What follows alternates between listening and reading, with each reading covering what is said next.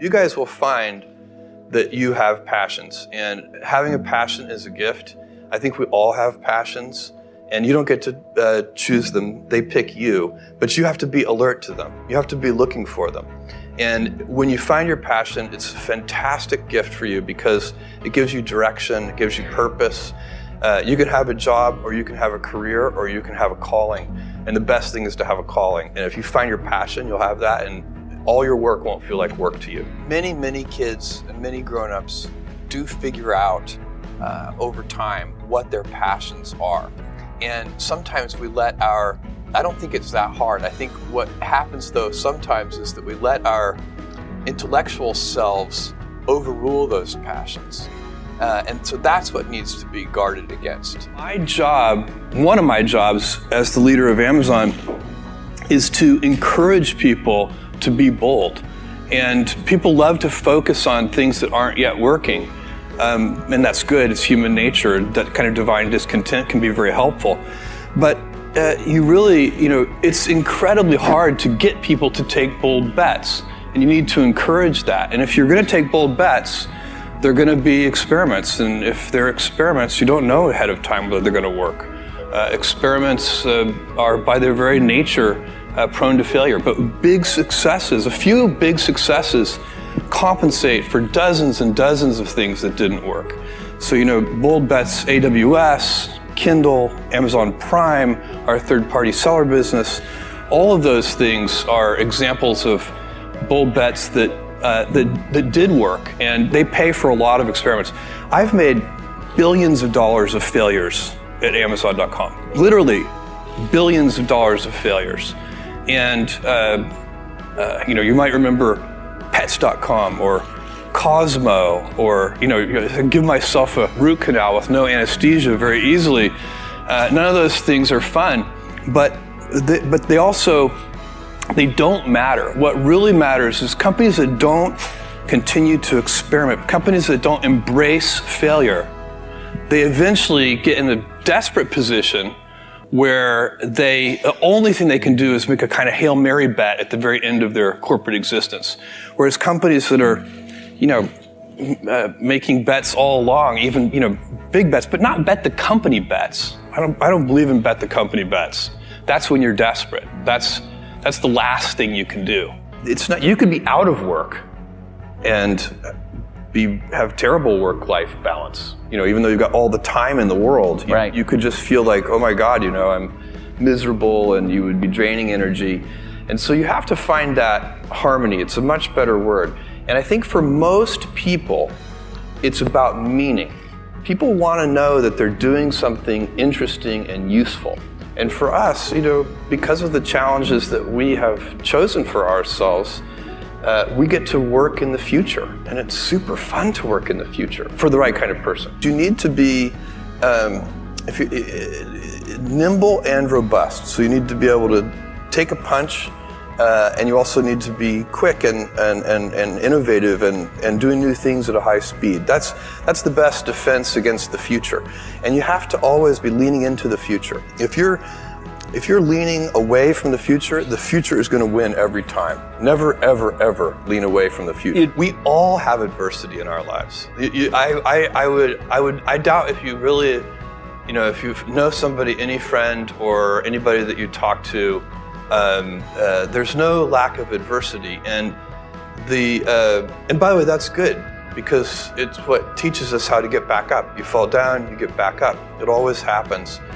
And you get certain gifts in life, and you want to take advantage of those.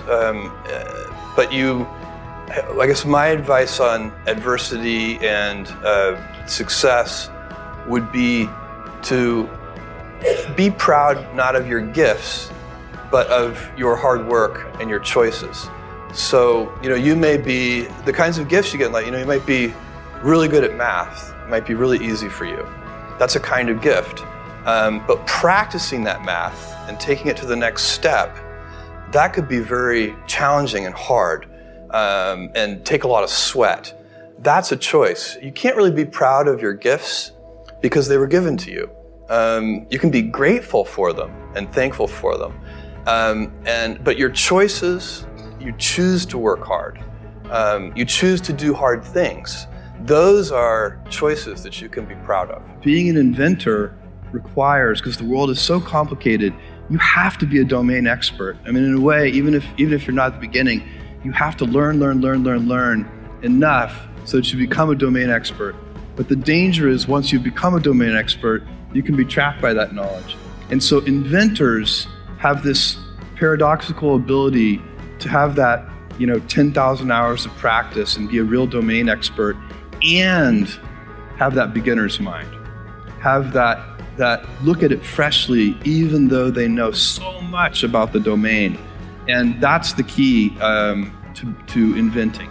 You have to have both. And I think that is intentional. I think all of us have that inside of us, and we can all do it, but you have to be intentional about it. You have to say, yeah, I am going to become an expert, and I'm going to keep my beginner's mind. You can't skip steps. You have to put one foot in front of the other. Things take time. There are no shortcuts. And but you want to do those steps with passion and ferocity. It's easy to have ideas. It's very hard to turn an idea into a successful product.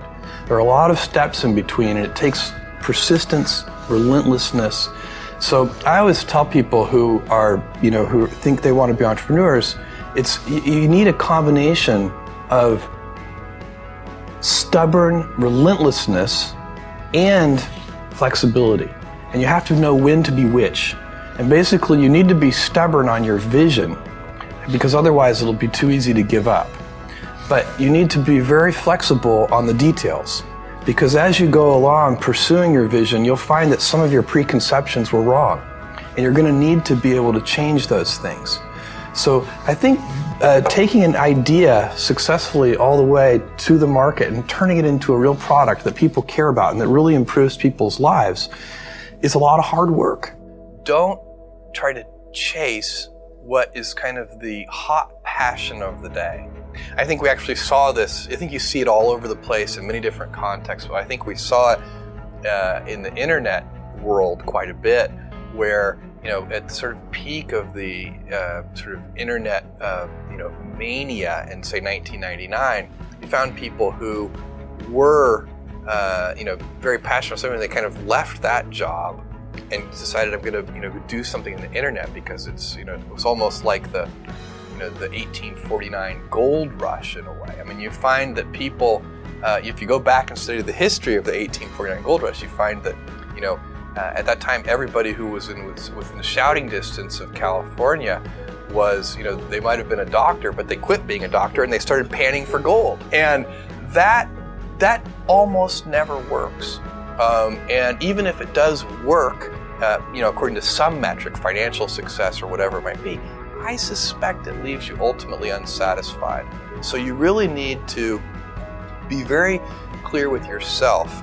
And I think one of the best ways to do that is this notion of projecting yourself forward to age 80, looking back on your life and trying to make sure you've minimized the number of regrets you have. That works for career decisions. It works for family decisions. Do you want? I have a 14-month-old son, and it's very easy for me to, if I think about myself when I'm 80, I know I want to watch that little guy grow up. And so I don't want to be 80 and think, shoot, I missed that whole thing, and I don't have the kind of relationship with my son that I wished I had, and so on and so on. So if you think about that, so I guess another thing that I would recommend to people is that they always take a long-term point of view. And I think this is something about which there's a lot of controversy. There's a lot of people, and I'm just not one of them, believe that you should live for the now. I think what you do is you think about the great expanse of time ahead of you and try to make sure that you're planning for that in a way that's going to leave you ultimately satisfied. So this is just this is the way it works for me. And I mean, everybody needs to find that for themselves. So I think there are a lot of paths to satisfaction, and you need to find one that works for you.